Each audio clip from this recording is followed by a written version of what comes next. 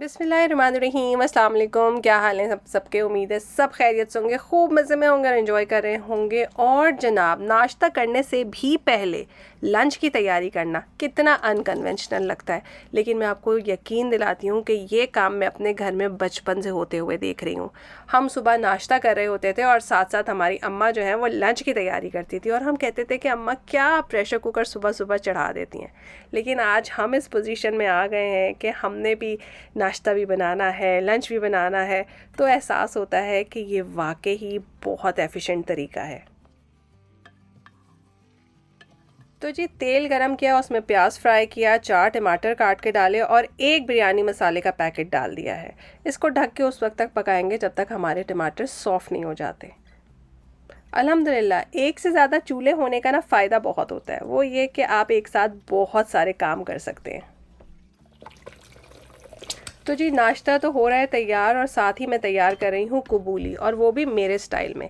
कबूली के चावल जो हैं वो इतने फैंसी होते नहीं हैं जितने मैं बनाती हूँ। बिरयानी मसाला डाल के टमाटर को अच्छी तरह से गला लिया, उसमें टोमेटो पेस्ट डालें, जिंजर गार्लिक पेस्ट डालें और दही भी डलेगा इसके अंदर। इस मसाले को आपने इतना अच्छा पकाना है कि बस, यानी कि कमाल का मसाला बन जाना चाहिए।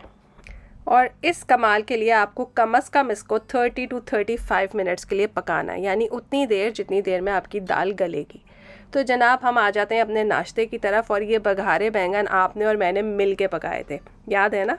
तो मेरे तो बहुत फेवरेट हैं, और सुबह सुबह नाश्ते में कभी अगर आपने बघारे बैंगन नहीं खाए तो मेरे कहने पे एक दफ़ा ज़रूर खाइए, और वो भी ज़बरदस्त तले हुए सिके हुए शीरमाल के साथ। मीठा शीरमाल और खट्टे बैंगन, क्या कॉम्बिनेशन है!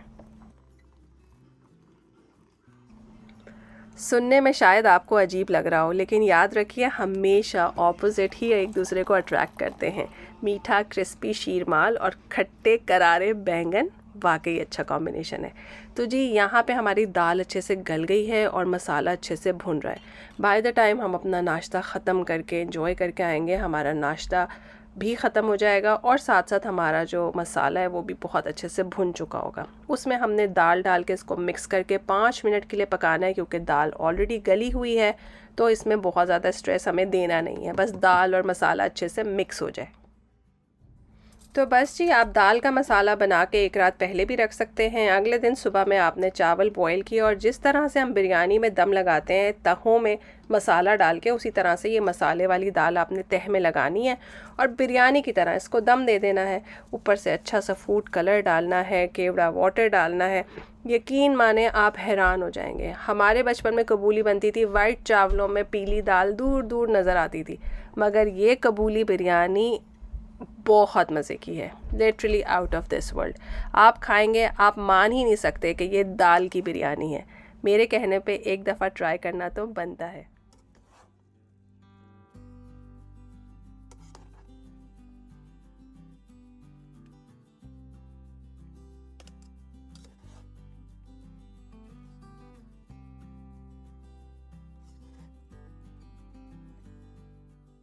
जैसे हमारी ज़िंदगी में मिलने जुलने वाले लोग बहुत होते हैं, मगर अच्छे दोस्त चंद ही हैं।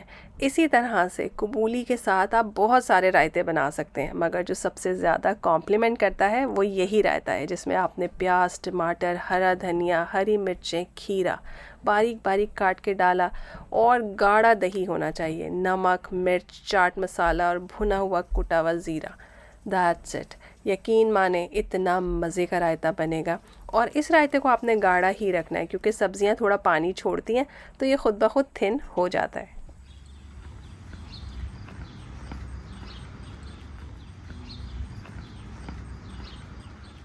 तो कितना मज़ा आता है कि आपने अच्छा सा नाश्ता किया हो, खाना आपने तैयार कर लिया है, और आपको पता चले कि आपके घर के पास जो है वो बड़ी मज़े की एक्टिविटी हो रही है, जो स्कूल वालों ने अरेंज की है स्कूल खुलने से पहले, ताकि बच्चे जो हैं वो दोबारा से उस मोड में आ जाएं कि बस स्कूल जाना है और मज़ा करना है। तो बस हम वॉक करके उस पार्क तक जा रहे थे, तो रास्ते में मैंने ये घर देखा, और आप देखिए ये कितना छोटा सा घर है और कितना प्यारा है। तो बस जी, घर अच्छा है उसी वक्त लगता है जब आप उसे अच्छा रखते हैं, उसमें साइज़ नहीं मैटर करता। आने वाले ये सारे सीन्स आपको हमारी लाइफ के बारे में बताएंगे। आप देखेंगे कि किस तरह से डिफरेंट कल्चर के लोग कम्युनिटी बेस पे एक दूसरे से मिलते हैं, एक दूसरे से बातें करते हैं, बच्चे एक दूसरे के साथ दोस्ती करते हैं। अगर आप इन सारे क्लिप्स को गौर से देखेंगे तो आप नोटिस करेंगे कि हर डिफरेंट मुल्क के लोग यहाँ पे मौजूद हैं, हर कौमियत के लोग मौजूद हैं, ऐसे लोग जिन्हें आपने कभी नहीं देखा। इरिट्रिया का आपने नाम सुना है, इथियोपिया, सूडान, इसी तरह से सीरिया और कॉकेशियन लोग जो यहाँ के नेटिव रहने वाले हैं, कनाडा के, Pakistani, Indian, Bangladeshi, Chinese, Korean. मैं कहती हूँ कि इस छोटी सी गैदरिंग में आपको हर तरह की शक्ल, हर तरह का रंग, हर तरह की ज़बान नज़र आएगी। इस तरह का एक्सपोजर हमें अपने मुल्क में रह के कभी भी नहीं होता, और ये कितनी बड़ी ब्लेसिंग है कि हम अपने जैसे ही लोगों में, अपने हम ज़ुबान लोगों में पूरी ज़िंदगी गुजार देते हैं और फिर भी शुक्रगुजार नहीं होते। बहुत सारे मैसेजेस मुझे आते हैं ख़वातीन के कि हम बाहर हैं, हम अकेले हैं, हमारे दोस्त नहीं हैं। तो यकीन माने दोस्त बनाना अब इतना आसान रह नहीं गया। ये काम सिर्फ़ और सिर्फ बच्चों के लिए ही आसान है, क्योंकि वो बाहर के माहौल में विदाउट एनी डिस्क्रिमिनेशन, कोई रंग नस्ल को देखे बगैर दोस्तियाँ करते हैं, एंजॉय करते हैं और अल्हम्दुलिल्लाह घुल मिल जाते हैं। असल मसला तो हमारा ही है ना, हम जो इतने बुज़ुर्ग होके, बड़ी बड़ी उम्रों के होके, दो दो दिहाइयाँ पाकिस्तान में या किसी भी अपने मुल्क में गुजार के जब बाहर पहुंचते हैं तो हमें बहुत सारे बैरियर्स जो हैं वो अपने सामने नज़र आते हैं। लेकिन यकीन माने हर चीज़ में शुक्र अदा करने की ज़रूरत है। आज से 6-7 साल पहले मैं एक फ़ोकस ग्रुप में वॉलंटियर करती थी और इरिट्रिया से जो ख़वातीन आती थी, आप बिलीव करें कि उन्हें हेलो और हाय का मतलब भी नहीं पता था। तो होपफुली अब उनका एक्सपोजर लेवल मीडिया की डेवलपमेंट के साथ डेफिनेटली इंक्रीज़ हो गया होगा। लेकिन क्या आप सोचते हैं कि आप किसी ऐसे मुल्क पहुंच जाएं जहां आप बात करने के भी काबिल नहीं हैं? अगर आप इससे बेहतर हैं तो यकीनन आपको शुक्रगुजार होने की ज़रूरत है। जैसे कि इस तपती धूप में इतनी ठंडी छाँव के नीचे इस बेंच को देख के मैं बहुत शुक्रगुजार हुई।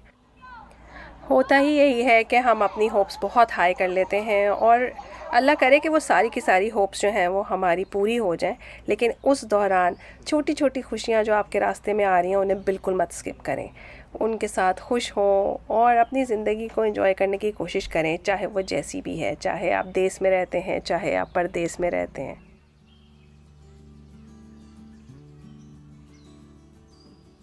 और इसका आपको सिला ज़रूर मिलता है। जैसे कि मैं घर आई तो मेरी बच्चियों ने मेरे लिए फ्रिज साफ़ करके रखा हुआ था, तो मैं इतनी खुश हुई कि मैं आपको क्या बताऊं। अल्हम्दुलिल्लाह।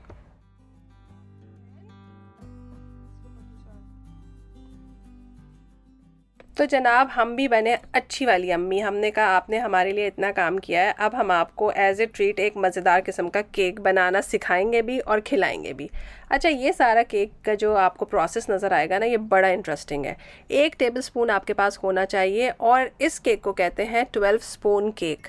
मैंने बहुत दिनों से इस केक के बारे में सुना हुआ था और मैं इसको ट्राई करना चाहती थी। हर चीज़ के 12 स्पून लेंगे आप, लेकिन इसमें आप 12 अंडे नहीं लेने हैं, तो इसलिए मैं आपको बताऊंगी कि क्या क्या चीज़ 12 स्पून है। यानी 12 स्पून जो है आपने इसमें ऑल पर्पज़ फ्लावर लेना है, मैदा लेना है। 12 स्पून ही आपने चीनी लेनी है। मैं कप्स में इसलिए आपके सामने डाल रही हूँ ताकि आपको आइडिया हो जाए कि ये तकरीबन 3/4 कप ही बन रही थी चीज़ें। अच्छा, इसी तरह से आपने 12 टेबल स्पून ऑयल के लेने हैं और रेसिपी में लिखा था कि 12 टेबलस्पून मिल्क के लेने हैं।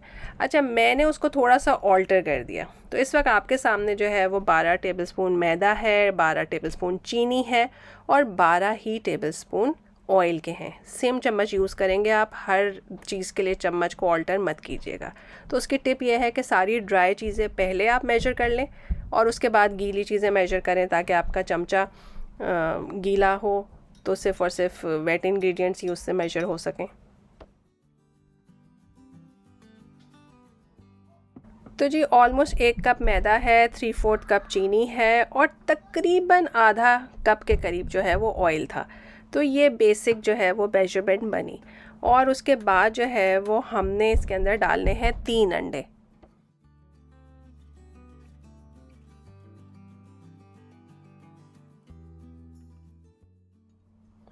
प्रोसेस बिल्कुल वही रहेगा जो हर केक का होता है कि आपने अंडों के बीच में ऑयल डाला है और उसी में आप चीनी डालेंगे और इसको अच्छी तरह से जो है वो मिक्स कर लेंगे। हैंड विस्क भी यूज़ कर सकते हैं, अगर आप चाहें तो हैंड ब्लेंडर भी यूज़ कर सकते हैं। पहले मैंने हैंड विस्क यूज़ किया, फिर बाद में मैंने उसमें इलेक्ट्रिक विस्क निकाल लिया। थोड़ा सा प्रोसेस जो है वो स्पीड अप हो जाता है। आपकी चॉइस है जैसे आप करना चाहें। तो वेट इंग्रेडिएंट्स को आपने अच्छे से मिक्स कर लिया, उसमें आपने 1 टीस्पून वनीला एसेंस डाल दिया, सही है। तो 3 अंडे डल रहे हैं 12 स्पून के मेजरमेंट में और 1 टीस्पून इसमें वनीला एसेंस डाला है। 1 टीस्पून ही भर के इसमें बेकिंग पाउडर का है और आधा टीस्पून इसके अंदर जाएगा नमक। तो ये चीज़ें जो हैं वो थोड़ी सी डिफरेंट हो गई हैं। ये 12-12 टीस्पून मत डाल दीजिएगा। 12 टीस्पून का baking powder, I don't know आपके केक का क्या होने वाला है। तो बस ये याद रखना है कि 1 टीस्पून भर के बेकिंग पाउडर है और आधा टीस्पून इसमें जा रहा है सॉल्ट। सॉल्ट आप कम भी करना चाहें तो कर सकते हैं। अच्छा, जो ऑल्ट्रेशन मैंने इसमें की है वो ये कि यहाँ पे 12 टेबल स्पून भर के मिल्क के डलने थे, ठीक है। और मैंने क्या किया, मैंने 6 टेबलस्पून दही डाला और 6 टेबलस्पून दूध डाला। अब ये आपकी मर्ज़ी है कि अगर आप इस तरह की कोई गेम चेंज करना चाहते हैं तो कर लीजिए। इससे केक में बहुत ज़्यादा फ़र्क आया नहीं था। मुझे ऐसा लग रहा था कि सिंपल प्लेन वनीला केक है तो कुछ इसमें कुछ तो शशके होने चाहिए। तो 1 टेबलस्पून इसमें मैंने लेमन जूस डाल दिया। बिल्कुल ऑप्शनल है, आप डालना चाहें डालें, नहीं डालें तो भी खैर है। तो बस जी हमारे पास जो है वो बैटर तैयार हो गया। अच्छा, अब केक आप इस तरह से बना सकते हैं, लेकिन मैंने तो कोई ना कोई डिज़ाइनिंग करनी होती है। तो मैंने 2 टेबलस्पून मैदा लिया है, 2 टेबलस्पून ब्राउन शुगर लिए और 1 टेबलस्पून बटर। उसको हाथ से अच्छे से क्रश कर लें। थोड़े से वॉलनट्स मैंने उसके ऊपर डाल दिए। मुझे ऐसा लग रहा था कि केक के ऊपर एक क्रम्बल सा बन जाएगा, लेकिन वो बना नहीं। मगर टेस्ट के हिसाब से केक पे कोई फ़र्क नहीं आया। केक वाकई बहुत अच्छा बना। तो ये ऑप्शनल है, ये करना चाहें तो करें और नहीं करना चाहें तो भी कोई बात नहीं। तो 40 मिनट में ज़बरदस्त किस्म का केक बन के तैयार हो गया था और देख लीजिए स्क्वायर बिल्कुल क्लीन है। ये रेसिपी मेरे लेमन पाउंड केक जितनी अच्छी तो नहीं है, लेकिन बहरहाल मज़े की है। आप खाएंगे तो आपको मज़ा आएगा। यहाँ मैंने एक और एक्सपेरिमेंट किया। नॉर्मली मैं स्टीमर में भुट्टे जो हैं वो स्टीम कर लेती हूँ, लेकिन आज मैंने क्या किया कि राइस कुकर में भुट्टे रख दिए तो भी बहुत अच्छे स्टीम हो गए। तो अगर आपके पास राइस कुकर है उसके नीचे ग्रिल रखें, पानी डालें और भुट्टे इस तरह से रख लीजिए। 10 से 15 मिनट में बड़े अच्छे स्टीम हो जाते हैं।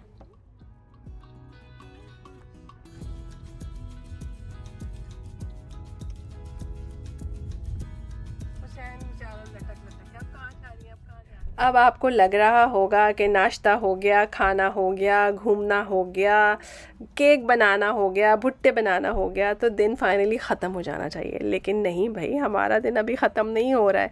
हमारी बेटी साहिबा जो है उन्होंने नई नई ड्राइविंग करनी स्टार्ट की और बहुत दिनों से एक जगह के पीछे वो लगी हुई थी कि अम्मा वहाँ पे अनलिमिटेड गोलगप्पे मिलते हैं। हमने कहा अनलिमिटेड गोलगप्पे, नेकी और पूछ पूछ।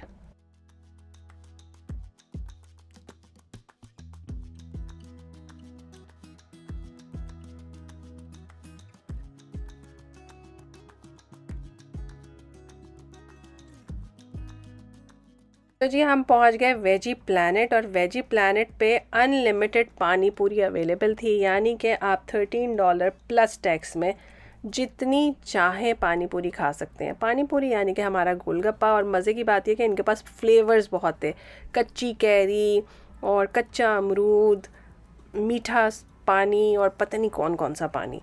तो बस जी मज़े की बात ये थी कि जिस तरह से पाकिस्तान में मिलते हैं ना कि प्लेट में गोलगप्पे और पानी रख के दे देते हैं, मगर अनलिमिटेड गोलगप्पे ये इस तरह से सर्व करते हैं। ये गोलगप्पा बना के प्याली में आपको देते जाते हैं, आपने उठाया और खाया और बड़ा मज़ा आया।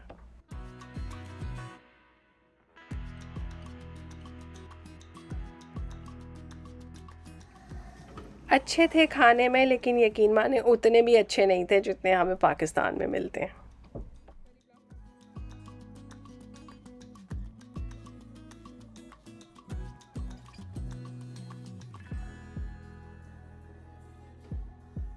मेरी तो 3 से 4 गोलगप्पे खाने के बाद बस हो गई, मगर बाकी सारी पब्लिक और मेरी फ्रेंड और उनके बच्चे, इन्होंने माशाल्लाह अल्हम्दुलिल्लाह अनलिमिटेड गोलगप्पे फुल एंजॉय किए। और यही मज़ा था भाई, गोलगप्पे खाएं तो नॉन स्टॉप खाएं ना, कि भाई खाते जाएं खाते जाएं खाते जाएं। और जब कोई बना बना के आपके हाथ में रख रहा हो तो कैसे कोई नहीं खाएगा। यहाँ पे मेन्यू में आप देखें हर चीज़ vegetable, samosa burger, vada burger, kachori burger. और मैं देख देख के हंसी रही थी कि देखें ज़रा, हम लोग जो नॉन वेजिटेरियंस हैं, हमारे लिए ये समोसा बर्गर खाना थोड़ा सा मुश्किल है। और सारा फोकस मेरा इस प्लेटर पे था, ये मुझे बड़ा पसंद आया। मैंने सोचा कि किसी दिन मैं भी ख़रीदूँगी। तो जी $50 हमने ख़र्च कर दिए सिर्फ़ और सिर्फ अनलिमिटेड गोलगप्पे खाने में। मैंने जिसमें से खाए 4 गोलगप्पे। यहाँ पे रिव्यूज़ की एक बड़ी सी वॉल थी और मज़े मज़े के उस पर रिव्यूज़ लगे हुए थे।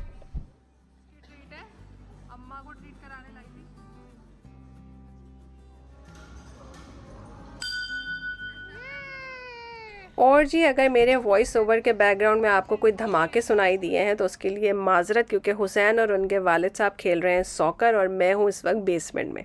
तो खुश रहिए, आबाद रहिए। पिछला व्लॉग पसंद करने के लिए बहुत बहुत शुक्रिया। चैनल को सब्सक्राइब ज़रूर कीजिएगा, यकीन माने इससे मुझे बहुत खुशी होगी। अल्लाह ताला आप सबको बहुत आसानी दे और आसानियाँ तकसीम करने का शर्फ भी बख्शे। दूसरों के लिए तकलीफ़ का सबब आपने कभी नहीं बनना। इंशाअल्लाह ताला फिर मिलेंगे एक नए व्लॉग में। तब तक के लिए अल्लाह हाफ़िज़।